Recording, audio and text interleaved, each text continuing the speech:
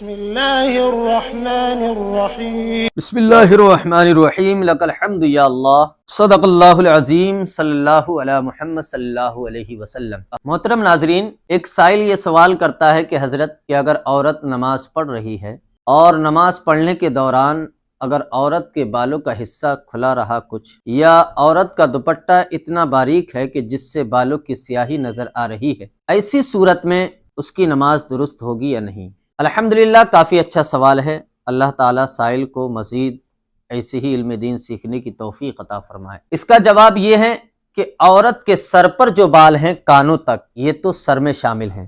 اس کے نیچے جو بال آتے ہیں کانوں کے نیچے پیٹھ کی طرف جو جاتے ہیں، یہ الگ عضو ہے۔ اگر نیچے لٹکے ہوئے بالوں میں سے اگر عورت کے ان بالوں میں سے چوتھائی حصہ، یعنی جو کانوں کے نیچے سے بال لٹک رہے ہیں، اب کانوں سے لے کر کے نیچے تک جتنے بال ہیں، ان بالوں میں سے اگر چوتھائی حصہ کھلا رہا اور اسی کھلا رہنے میں ہی اس نے نماز کا کوئی ایک رکن ادا کر لیا تو اس کی نماز نہیں ہوگی۔ اگر ایک رکن ادا کرنے سے پہلے اگر اس نے بالوں کو ڈھک لیا، ایک رکن سے مراد یہ ہے کہ نماز کا کوئی بھی رکن، جیسے سجدہ ہے، سجدے میں دیری کتنی لگتی ہے؟ 3 بار سبحان ربی الاعلی، یعنی کہ 3 بار سبحان اللہ کی مقدار تک اگر عورت کے بال چوتھائی حصہ اگر کھلا رہا تو اس نے نماز یوں ہی ادا کر لی تو اس کی نماز نہیں ہوگی۔ دوبارہ اس نماز کو پڑھنا یعنی واجب الاعادہ ہے، وہ مکروہ تحریمی ہوا کرتی ہے ایسی نماز،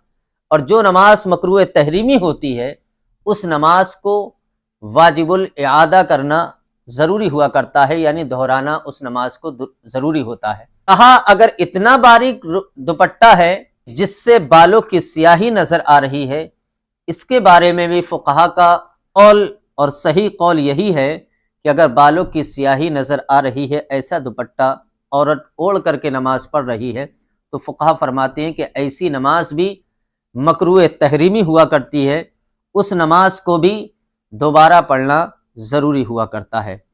مجھے امید ہے کہ الحمدللہ آپ کو یہ سوال صحیح طریقے سے سمجھ میں آیا ہوگا، اور کسی بھائی کو کوئی مسئلہ سمجھ میں نہ آئے تو مجھے اب سے یہ کہنے کی اجازت ہے کہ آپ بلا تکلف ہمارے چینل کے ذریعے سے کامنٹ کر سکتے ہیں۔